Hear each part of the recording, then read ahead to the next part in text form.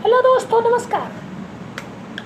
आज की इस वीडियो में हम देखेंगे कुछ महत्वपूर्ण धाराएं एवं उनके बारे में जानेंगे कि जैसे आपने देखा होगा कि फलाने फलाने को इस धारा के अंतर्गत गिरफ्तार किया गया, न्यूज़ में आता रहता है। ठीक है, जैसे कोई मर्डर होता है, कोई हत्या होता है, कोई भी मतलब वो होता है तो उसमें दिया जाता है कि पुलिस वाले ने 302 की धारा लगाकर जेल भेज दिया, या फिर 376 लगाया, 375 लगाया। आपने ये सब देखा होगा, लेकिन इसका मतलब क्या होता है? क्या आपने कभी सोचा है कि जो धारा बताया जाता है उसका मतलब क्या होता है? तो देखिए और ध्यान से देखिएगा। अगर कहीं कोई कमी नज़र आएगी तो कमेंट ज़रूर करिएगा, और इस वीडियो को लास्ट तक देखिएगा। ये हमारी कुछ आपसे विशेष रिक्वेस्ट रहेगी। भाई देखिए, अगर रात्रि में हम 12 बजे तक चिल्ला चिल्ला के आपको ये सब जानकारी पहुंचा रहे हैं तो आपका भी कुछ कर्तव्य होता है कि इस वीडियो को लाइक कर दें और कम से कम अपने 2-3 मित्रों में शेयर कर दें, जिससे कि उन्हें भी जानकारी मिल सके। अक्सर आप लोग जानते होंगे, ठीक है, जो लोग नहीं जानते उन तक भी जानकारी पहुँचाइए, ये आपका अपना कर्तव्य है। ठीक है, तो चलिए देखते हैं आगे।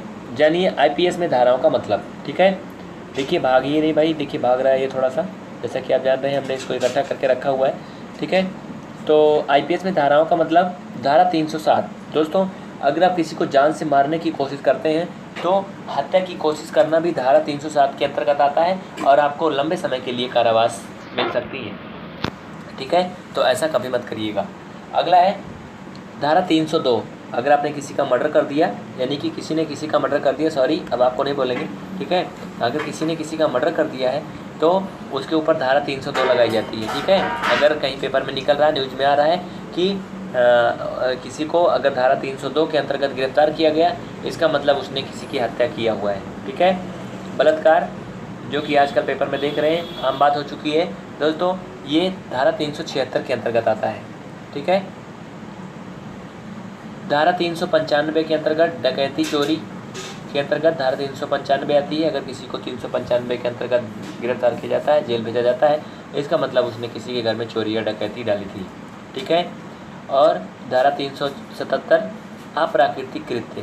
अप्राकृतिक कृत्य मतलब जैसे आपने इस उदाहरण को देखा होगा और अच्छे से समझ सकते हैं। दिल्ली की जो 16 दिसंबर की निर्भया कांड की घटना हुई थी 16 दिसंबर 2012 को दोस्तों, उसमें अप्राकृतिक कृत्य हुआ था, जिसमें लोहे की राड का उपयोग किया गया था और शराब और दारू की बोतलों का प्रयोग किया गया था।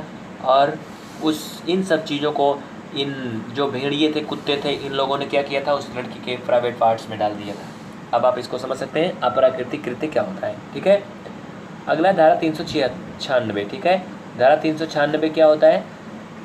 डकैती के दौरान हत्या करना। यानी अगर कोई किसी के घर में डकैती कर रहा है, चोरी कर रहा है, और उस दौरान किसी की हत्या भी कर देता है चोरी करने के लिए, डकैती करने के लिए, तो उसको धारा 396 भी लगेगी और धारा 395 भी लगेगी। ठीक है, अगला है धारा 120। धारा 120 के अंतर्गत किसी को गिरफ्तार कब किया जाता है, या फिर धारा 120 कब लगती है? अगर किसी ने कोई षड्यंत्र रचा है, मान लीजिए कि किसी बैंक को लूटने का प्लान बनाया, ठीक है, या फिर किसी के घर में चोरी करने का प्लान बनाया, और प्लान बनाने में 3 लोग थे, लेकिन डकैती किया, जो चोरी किया उसमें केवल 2 ही लोग गए, 1 लोग बच गए।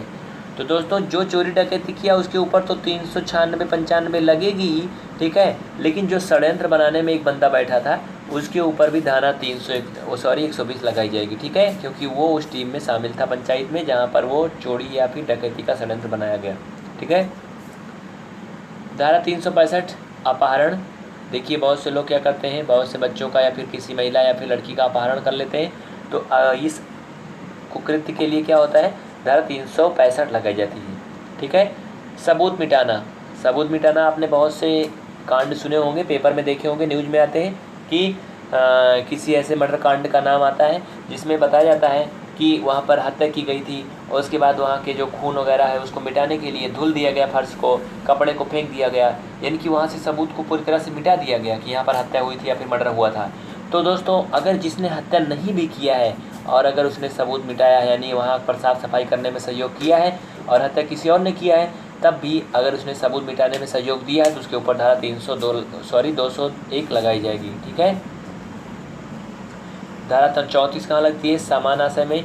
ठीक है, धारा 412 छीना झपटी में लगती है। आपने देखा होगा, महिलाओं के चेन छीन लेते हैं, झपट लेते हैं, और छीना झपटी मतलब कहीं भी जैसे क्या बोलते हैं भगदड़ मच जाती है, वहाँ पर अगर छीना झपटी होती है और उस केस में कोई पकड़ा जाता है तो उसके ऊपर क्या लगाया जाता है, धारा 412।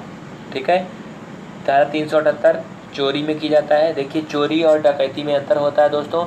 चोरी करने का मतलब एक सिंपल सी बात है, चोरी। ठीक है। डकैती का मतलब कि पूरे घर की चीज़ों को तहस नहस करना, मतलब पूरा घर को लूट लेना ही चोरी डकैती होता है। ठीक है। और चोरी का मतलब जैसे कोई एक सामान किसी ने चुरा लिया, मान लीजिए किसी की बाइक चुरा ले गया, साइकिल चुरा ले गया, कार चुरा ले गया, तो ये क्या है, एक चोरी के रूप में है। लेकिन अगर घर में रखे सारे जेवरात चुरा लिए, बाइक कार साइकिल जो भी था घर में सब कुछ उठा ले गए, तो इसको क्या बोलेंगे, डकैती पड़ा था। ठीक है। तो धारा 378 के अंतर्गत क्या आता है आपका, चोरी। ठीक है। 141 के अंतर्गत विधि विरुद्ध जमाव, विधि विरुद्ध जमाव के जो अपराध हैं वो धारा 141 के अंतर्गत आते हैं। धारा 191 किस पर प्रयोग किया जाता है भाई, मिथ्या साक्ष्य। मिथ्या मतलब होता है झूठा, साक्ष्य मतलब सबूत। अगर आप किसी केस के बारे में झूठे सबूत को पेश करते हैं कि भाई ये ऐसी ऐसी बात है और ये गवाह है, और बाद में वो जांच करने के बाद झूठा निकलता है, तो आपके ऊपर धारा 191 लगाई जाएगी और फिर आपकी कुछ और सेवा होगी। ठीक है। अगला देखिएगा धारा 300। अभी आपने देखा था धारा 302 हत्या करना और धारा 300, दोस्तों ये दोनों लगभग एक समान कार्य पर लगा जाते हैं। ठीक है। धारा 300 और 302। ठीक है। अगर इसके बारे में आपको कुछ और जानकारी होगी तो ज़रूर बताइएगा। अगला है धारा 309 आत्महत्या की कोशिश करना। दोस्तों आपकी ज़िंदगी भी जो है वो आपके हाथ में नहीं है। अगर आप मरने की कोशिश करते हैं, किसी को नहीं मारते हैं, खुद मरने की कोशिश करते हैं, फांसी लगाने की कोशिश करते हैं, नदी में कूदने की कोशिश करते हैं, आग लगाने की कोशिश करते हैं, तब भी आपको कैद किया जाएगा और आपके ऊपर धारा 309 लगाई जाएगी। ठीक है। या कहने का मतलब कि आप अपनी ज़िंदगी को भी नहीं ख़त्म कर सकते हैं। अगला है धारा 310। धारा 310 इसके अंतर्गत ठगी करना, लोगों को बेवकूफ़ बनाना। जैसे कि आपने देखा होगा बहुत सी समय फ़ोन कॉल आते हैं, और आपको मैं भी सचेत करना चाहता हूँ कि आप लोग उनके झांसे में ना पड़े। फ़ोन कॉल में कुछ ऐसा होता है, सर आपका ATM कार्ड ब्लॉक हो गया है, कृपया आप अपना ATM कार्ड का नंबर बताएं, या फिर आप अपना पिन बताएं, अकाउंट नंबर बताएं, मोबाइल नंबर बताएं कि आप ATM कार्ड को चालू करना चाहते हैं, जल्दी बताएं, नहीं तो आपका ATM कार्ड एकदम से ब्लॉक कर दिया जाएगा, फिर कभी नहीं चालू होगा। तो कुछ ऐसे बेवकूफ़ भाई होते हैं हमारे जो फटाफट सब कुछ बता देते हैं, और बाद में मैसेज आता है कि योर अकाउंट मतलब कि ₹5,000 या फिर 50,000 हैज़ बीन डिवाइडेड। तो मैसेज आता है तो उनको समझ में आता है भाई 50,000 कट गया खाते से, या फिर 1 लाख कट गया, 10,000 कट गया, फिर वो रोना गाना शुरू करते हैं और उसके बाद होता कुछ भी नहीं है। ठीक है। तो कहने का मतलब हमारा इतना था कि जिन लोगों ने इस कार्य को किया वो किसके अंतर्गत आएंगे, धारा 310 के अंतर्गत। यानी कि अगर उनको पकड़ा जाता है तो उनके ऊपर धारा 310 लगाई जाएगी और वो ठगी के अंतर्गत गिरफ्तार किए जाएंगे, फिर उनकी सेवा होगी। ठीक है। आगे देखिएगा धारा 312। धारा 312 जो है ये गर्भपात कराना। ठीक है। इसके अंतर्गत यूज किया जाता है। अगर किसी ने मतलब गर्भपात को यानी कि प्रेगनेंसी को नष्ट करवाया, यानी कि कहने का मतलब हिंदी में बोले तो बच्चे को गिरवाया, तो इसके अंतर्गत धारा 312 लगाया जाता है, चाहे वो लेडीज हो या जेंट्स हो। ठीक है। और इसमें सम्मिलित डॉक्टर को यानी कि पूरी तरह से भारत में प्रतिबंधित है। इस कार्य में सम्मिलित जो डॉक्टर होता है उसका कंपाउंडर होता है, उसका सहायक होता है, और उस लेडीज़ को जो ले जाने वाले होते हैं, यानी जितने भी लोग इसमें शामिल होते हैं सभी लोगों को गिरफ्तार किया जाता है और फिर उन सभी लोगों की अच्छे से धुनाई की जाती है। ठीक है। ये सभी जितने भी आप यहाँ कार्य देख रहे हैं सभी जो है ना करने वाले कार्य हैं। ठीक है। अगला देखिएगा, अगला क्या है, स्त्री लज्जा भंग करना। ठीक है। ये 354 के अंतर्गत आता है। जैसे कि अगर आपने कहने का मतलब स्त्री लज्जा भंग करना, अब आप समझ चुके होंगे, किसी स्त्री की बेइज्जती करना, उसकी इज्जत के साथ खिलवाड़ करना, ये जो है धारा 354 के अंतर्गत आता है। ठीक है। और अपहरण करना इसके अंतर्गत 362 के अंतर्गत आता है। अगर किसी को कोई अपहरण करके ले जाता है तो उसके ऊपर धारा 362 लगाया जाता है। ठीक है। और छल करना, किसी के साथ छल कपट करना, इसके अंतर्गत 412 आता है। ठीक है। 412 धारा के अंतर्गत तो गिरफ्तार किया जाता है। गृह भेदन इसके अंतर्गत धारा 445 निर्धारित की गई है। और दोस्तों, पति पत्नी के जीवन काल में पुनः विवाह करना, अगर आपकी पत्नी या फिर आपकी पति पहले से प्रेजेंट है और उसके होते हुए आप दूसरी शादी करते हैं तो आपको भारत में धारा 494 के अंतर्गत गिरफ्तार किया जाएगा। फिर आपसे रीजन पूछा जाएगा कि आपने दूसरी शादी क्यों किया।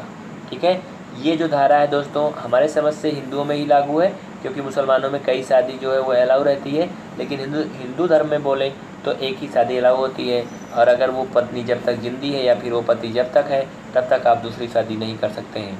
ठीक है।